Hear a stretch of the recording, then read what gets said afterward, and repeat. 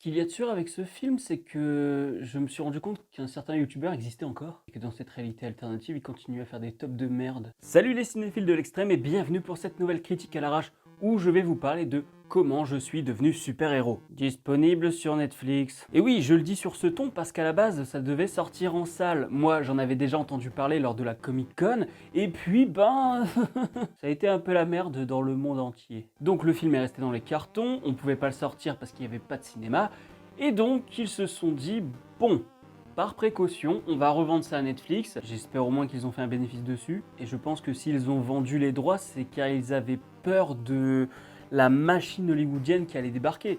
Là, on a Black Widow, qui s'avère être une grosse merde apparemment. Je vous en parle la semaine prochaine. Fast and Furious, James Bond, les multiples productions Disney, aussi bien Cruella que des trucs qui appartiennent désormais à Disney. Enfin bref, je pense qu'ils avaient peur de se casser les dents. Honnêtement, je vais vous le dire, j'y serais allé voir votre film au cinéma. Quand je dis que je serais allé le voir, je fais clairement partie d'une minorité, parce que, bon, admettons, il sort le mercredi dernier, là. Il y a Black Widow qui est sorti, on commence à avoir les films de Cannes. Bon, les films de Cannes en soi, c'est plus des cinéphiles avertis qui vont y aller, ça c'est clair. Mais de toute façon, Marvel, c'est une grosse machine. En plus de ça, il y a déjà Cruella aussi qui est en salle. Évidemment, tout ce qui est suite, préquel, reboot, qui se calquent les uns sur les autres, les gens vont les voir parce qu'ils restent dans leur petit confort et que comme ça, ils sont sûrs d'aller voir un film qui va leur plaire parce que bon, ils ont quand même payé un certain prix la place. Bref, des consommateurs. Donc je comprends tout à fait la démarche de le revendre à Netflix. Mais j'espère vraiment que ça peut donner l'opportunité de se dire, bon, maintenant qu'on va pouvoir remettre des choses en salle, s'attaquer plus à du film de genre en France. De toute façon, là, je le rappelle, il y a eu La Nuée, il y a eu Mandibule quand même, Titane qui va arriver, Teddy, un film de loup-garou. Il y a eu plein de choses que je n'ai même pas vu parce que c'était pas diffusé dans mon cinéma. Bref, continuez d'aller au cinéma, ne délaissez pas les cinémas et on va enfin parler de ce film. Alors ce film, c'est l'histoire d'un flic qui faisait équipe avec des super-héros. On est dans un monde où les super-héros et les humains vivent bien ensemble. Enfin, c'est même pas des super-héros, on va parler de surhumains. Parce qu'il y a des surhumains qui vivent le quotidien normal, du genre ils sont en train de pousser leur gamin dans la poussette, il y a une poubelle qui va les gêner, ils vont un petit peu la bouger avec leur pouvoir, mais c'est pas pour autant des super-héros. Donc les surhumains et les humains cohabitent. Et puis, il y a une série de meurtres qui est un peu chelou, et donc notre flic, un petit peu sur les rotules, décide d'enquêter là-dessus. Enfin, il décide pas d'enquêter là-dessus, on lui dit d'enquêter là-dessus. Eh bien, il faut dire que je suis plutôt content du résultat. Alors, je m'attendais à mieux, c'est vrai, mais pour un film français de super-héros, il arrive à faire les pirouettes nécessaires pour contrer le fait que c'est pas un blockbuster à 500 millions de dollars, tu vois. Donc on te fait une sorte de polar à la française dans un univers avec des surhumains. Et en soi, j'ai trouvé ça plutôt intéressant. On peut le comparer à Power Project ou Project Power, ce film de merde sur Netflix dont je vous ai agréablement parlé, parce qu'ils sont un petit peu similaires et c'est à se demander si Project Power n'aurait pas pompé sur le bouquin qu'adapte Comment je suis devenu un super-héros, sans le dire en fait, parce qu'il y a quand même pas mal de choses qui ressemblent, quand même. Cette histoire de drogue qui te donne des super pouvoirs et d'un flic qui est un petit peu entre deux et qui essaye d'arrêter les méchants. Voilà, alors d'un côté on a la version hollywoodienne un petit peu plus bourrin, machin, qui tient pas toujours la route, et d'un autre côté la version française qui tient pas toujours la route non plus. Parce qu'en fait, niveau scénario, il y a un univers qui est très riche. Et donc, on se pose plein de questions. Pourquoi tous les surhumains n'acceptent pas nécessairement d'être des super-héros? Pourquoi ça, c'est pas abordé? Surtout que le personnage de Poulvord dit que voilà, un grand pouvoir implique de grandes responsabilités. Voilà, il n'y a pas que Marlène Schiappa qui a vu Spider-Man. Je n'ai pas l'impression qu'il y a beaucoup de super-héros, je ne sais pas trop comment fonctionne la police super criminelle. Enfin, il y a plein de questions que je me pose sur cet univers parce on débarque dedans direct et il faut tout de suite qu'on accepte tout. Et ça me pose un peu problème en fait. C'est le problème avec ce genre de film, c'est que c'est un univers très riche de super-héros et tout, Sauf que dans les comics, ça fonctionne parce qu'avant ça, on a eu des origin story, on a eu des explications. Ce genre d'histoire-là est ancré dans un univers qui va exister depuis 30-40 ans dans les comics. Là, c'est un univers tout nouveau, et on atterrit en plein dedans, en plein milieu. On ne sait pas comment sont arrivés les super-héros sur Terre, enfin les surhumains, comment ils ont eu leur mutation, si c'est une mutation d'ailleurs, on ne sait pas. Et on ne sait pas trop non plus comment le mec arrive à récupérer les pouvoirs et comment il... Enfin, il y a vraiment plein de questions où tu te dis, il faut que tu te mettes des œillères et que tu restes fixé sur cette histoire alors que tu te poses plein de questions. Ça, c'est un gros problème que j'ai eu, c'est que j'arrêtais pas de me dire, est-ce que là, il n'y aurait pas un truc qui déconne? Tout le long du film, j'arrêtais pas de me demander s'il n'y avait pas des incohérences, s'il n'y avait pas un truc qui n'allait pas avec le reste de l'histoire. Alors, j'avoue que je n'ai pas spécialement trouvé parce qu'en fait, j'avais un trop-plein d'informations. Oh, c'est ça qui est paradoxal, c'est que j'essaye de suivre l'histoire, mais en même temps, j'essaye de comprendre si tout est cohérent. Mais j'ai pas le temps de me prendre la tête avec ce qui est cohérent ou ce qui ne l'est pas, parce que il faut que je suive l'histoire en même temps qui m'intéresse plutôt pas mal. Je pense que ça aurait été plus simple si on avait un univers avec 10 surhumains et puis le reste de l'humanité. Parce que c'est pareil, on est en France, mais comme ce sont des surhumains, ils ont des capacités de dingue. Et donc pourquoi on n'a que 3-4 super-héros français, alors que finalement, outre-Atlantique, dans les autres pays de l'Europe, en Afrique, pourquoi pas, en Asie, enfin, il doit y avoir des surhumains partout. Et donc, je me dis, mais pourquoi ceux qui ont les pouvoirs qui vont bien ne sont pas là? Ou pourquoi il n'y a pas d'échanges internationaux pour savoir s'ils ont le même problème ailleurs? C'est vraiment bizarre, comme si la France était constituait le monde entier. Et c'est même pas la France, c'est carrément Paris. C'est comme s'il y avait que Paris dans cet univers. C'est ça qui me pose aussi problème. Donc, voilà, plein de questions que je me pose, mais j'ai fait abstraction, et si on fait abstraction de ça, ce qui est très dur, hein, ce qui est un gros effort, j'ai plutôt bien aimé. J'ai plutôt bien aimé parce que le personnage de Pio Marmaille, j'aime beaucoup. Leia Bekti en grande sœur du quartier, j'adore, parce que j'adore Leia Bekti. Ex aequo avec Virginie Efira, hein, ça c'est clair. Benoît Poelvoort, c'est un élément comique, mais plutôt tragicomique, parce qu'en fait, c'est quand même un super-héros qui est sur les rotules, qui n'a plus toutes ses capacités, mais qui est persuadé d'encore les avoir jusqu'à ce que Leila Bekti lui fasse comprendre que oui, il peut plus faire ce qu'il faisait. Et là encore, ça déconne parce que c'est mis de côté au bout d'un moment. T'as l'impression que ça y est, il peut tout faire à nouveau. Il reprend le masque et tout, et puis hop, il y va, ouais, c'est génial. Mais on oublie tous ces problèmes de santé. Il y a quand même pas mal de trucs qui déconnent dans le scénario quand même, hein. Mais sinon, l'enquête se déroule plutôt bien, c'est sympathique. On a des clichés hein, avec le binôme, hein, ça fait un peu buddy movie. Sauf que comme c'est un mec et une meuf, ça se termine pas exactement comme à la fin de un mec et un mec. Voilà, c'est prévisible hein, quand même sur la fin.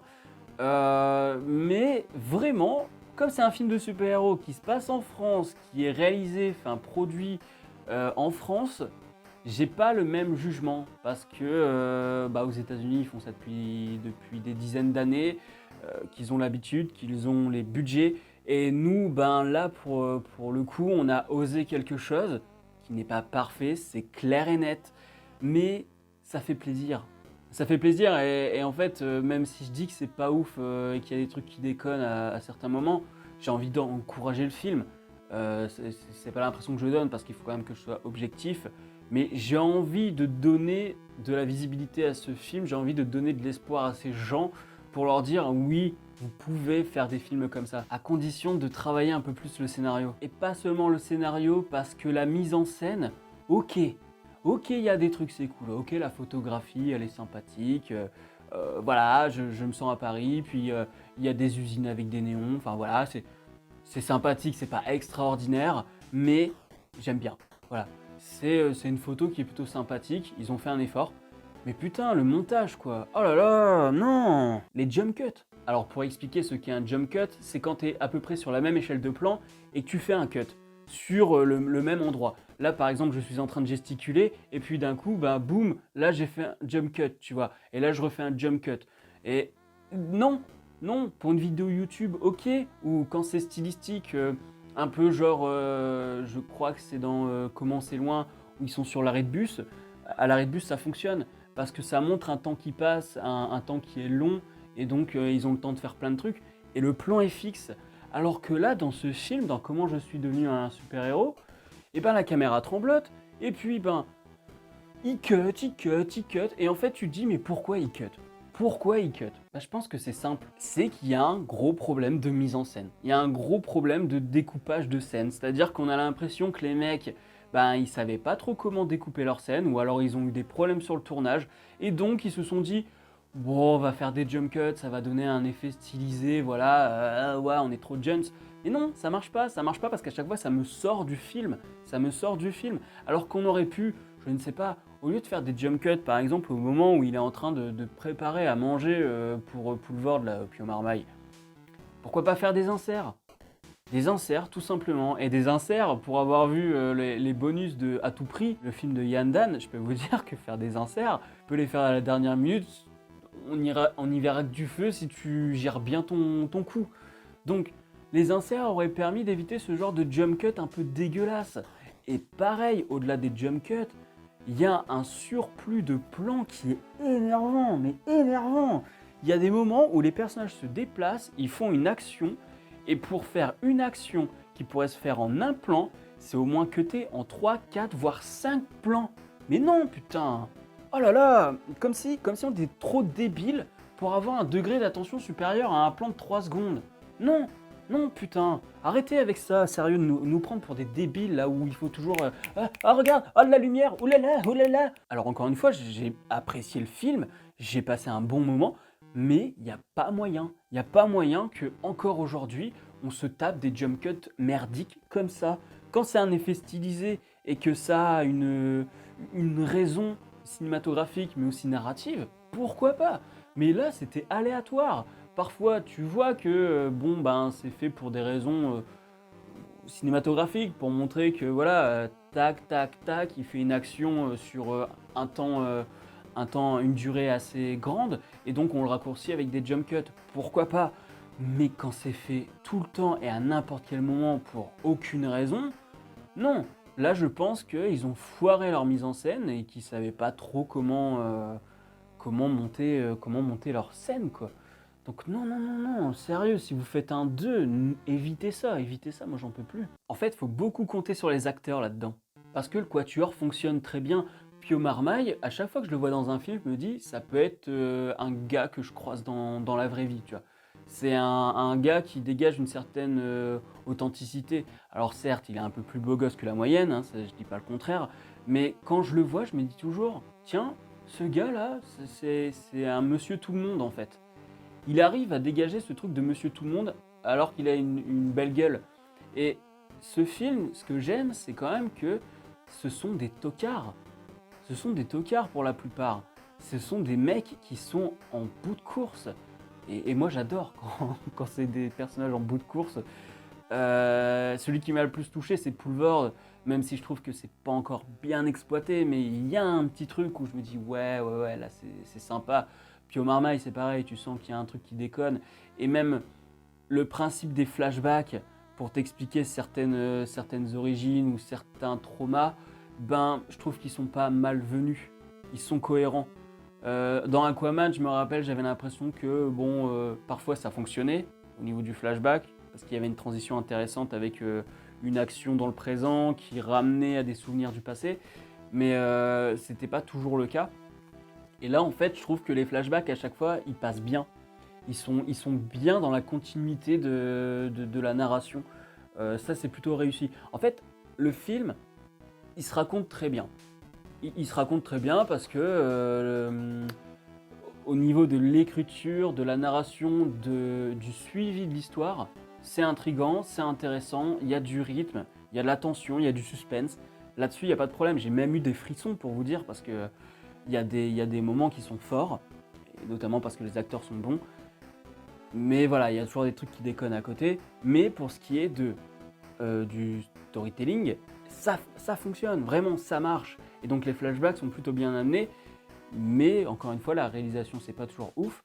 Mais j'étais pas là pour parler de ça, j'étais là pour parler des acteurs. Et les acteurs, ben oui, ce sont des gens qui sont, que tu as envie de voir avancer, que tu as envie de voir échouer pour mieux rebondir. Et puis il y a un certain aspect comique qu'on qui fonctionne assez bien parce que c'est pas de la comédie genre, ultra forcée ou quoi, comme tu peux avoir dans Marvel.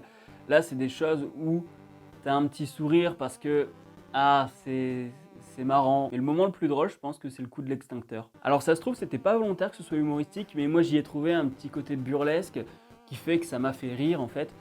Alors c'est pas irréversible, hein, le coup de l'extincteur, hein, on en est loin heureusement. Mais pareil, comme je parle de l'action, du burlesque, je dirais qu'au niveau des scènes d'action, c'est pas nécessairement dingue non plus. Par contre, l'utilisation des pouvoirs, je trouve qu'elle est bien amenée. Euh, Après, la chorégraphie, c'est dommage parce que Leila Bekti, à un moment, elle a une baston avec un bœuf. Et je trouve que ça aurait été intéressant de vraiment la travailler, cette scène, en termes de chorégraphie de baston, parce que c'est vraiment du corps à corps assez brut. Mais j'ai pas trouvé ça ultra ouf. Et même à ce moment-là, pareil, en sound design, quand elle lui tape sur la tronche, j'ai pas entendu, et pourtant j'ai quand même une bonne télé quoi. Ça aurait peut-être été mieux au cinéma. Mais en tout cas, j'avais pas cette impression de violence et de brutalité quand elle continue à lui mettre des coups alors qu'il est à terre. Plein de petits trucs qui déconnent alors que le film, je l'ai beaucoup apprécié. Je pense que c'est mon côté chauvin. Cocorico! Si j'ai une note à lui donner sur Captain Watch, c'est j'aime beaucoup. Alors attention, c'est un j'aime beaucoup qui était pas loin du j'aime un peu, mais Cocorico. Je pense qu'un film comme ça, américain, avec un gros budget, encore une fois, hein, on n'est pas sur les mêmes échelles, donc je vais pas le juger de la même manière qu'un film qui a plus de possibilités. Mais dans son état, je trouve qu'il est plutôt cool parce qu'il faut quand même se dire que c'est une première hein, à ce niveau-là. Par contre, en termes européens, parce que en France, certes, c'est un des premiers films de super-héros qu'on peut avoir. En Italie, il y a quelques années, on l'appelle Gigrobot. Et ça, c'était une tuerie. Donc, allez voir ce film. Comment je suis devenu super-héros, c'est un film avec des qualités, avec vraiment une envie, qui connaît le genre et qui montre sa passion pour ce genre, mais qui n'arrive pas à aller au bout. Mais du coup, je suis plus indulgent avec celui-là qu'avec un Marvel Studio, évidemment, parce que c'est pas les mêmes industries. Mais du coup, voilà, peut mieux faire. Tu sais, sur le bulletin de trimestriel quand tu es à l'école, peut mieux faire. Voilà, c'est encourageant pour le second trimestre, tu vois. Bah là, c'est à peu près pareil. Si vous faites un deuxième opus, sachez que je serai là, je serai derrière sans hésiter, mais il va falloir faire des progrès. Voilà. Ce sont des messages d'encouragement que je balance à travers cette critique. Même si j'ai été objectif et que j'ai dit ce qui n'allait pas. Et il y a quand même pas mal de choses qui déconnent, faut bien l'avouer.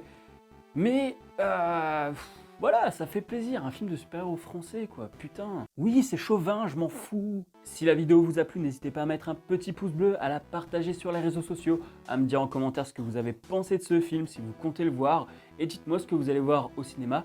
Moi, je vous parle bientôt de Benedetta et puis de Black Widow. Ça va piquer pour Black Widow, je le sens. Abonnez-vous à la chaîne si ce n'est pas encore fait et n'oubliez pas d'actionner la cloche pour être alerté des prochaines vidéos. Quant à moi, je vous dis à la prochaine sur la toile. Salut!